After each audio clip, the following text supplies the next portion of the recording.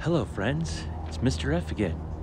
I'm not home. Today, I'm reading in beautiful Colorado, and I have a wonderful autumn story, which is A Tale of Two Beasts. I wonder what this story's about. Let's check it out.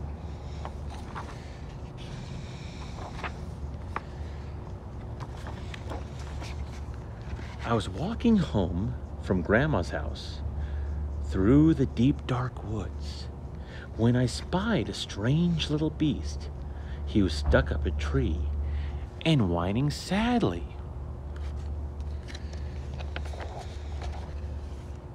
So I decided to rescue him.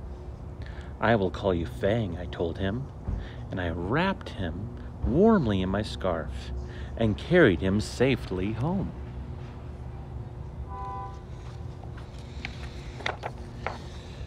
I gave him a lovely bath and a gorgeous new hat and a sweater and delicious bowl of fresh nuts.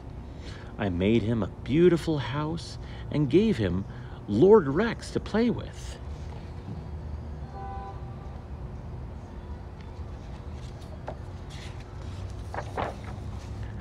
I took him out for lots of long walkies to keep him fit and healthy.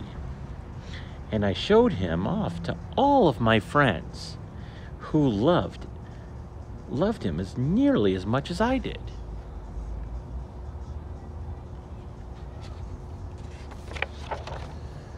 But for some strange reason, the little beast did not look very happy. In fact, he was looking rather hot. I hope he's not sick, I thought, and opened the window to cool him down. But then something terrible happened.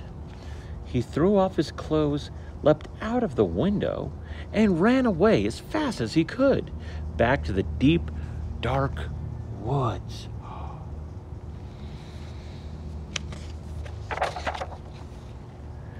I wanted to go back and look for him, but Mama had other plans. Dinner time, blarg.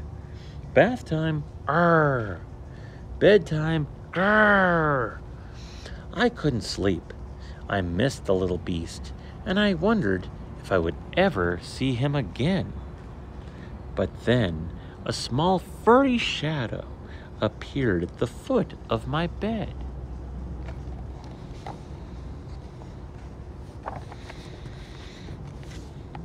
The strange little beast had returned. He seemed quiet, quite pleased to see me, and I began to think that maybe, just maybe, he wasn't that strange after all.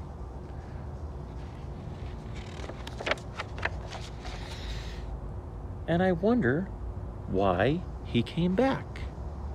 A Tale of Two Beasts, Part 2, The Terrible Beast.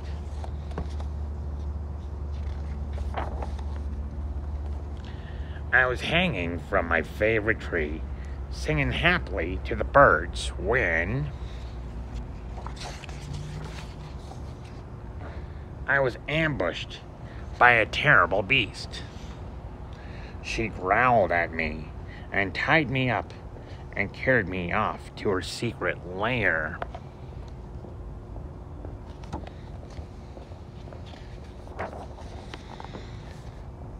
She made me disgustingly clean and dressed me up in a ridiculous hat and sweater and tried to make me eat squirrel food. She kept me in a tiny box with nothing for me to do and nowhere for me to hang from.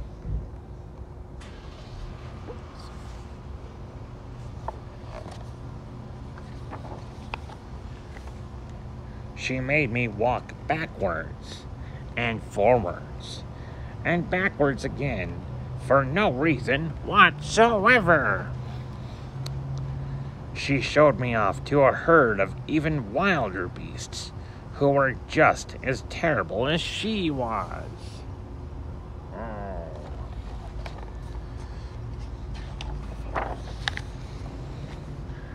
I had enough.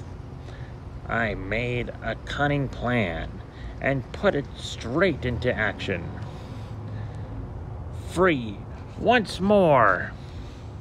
I raced back to the deep dark woods before the terrible beast could catch me.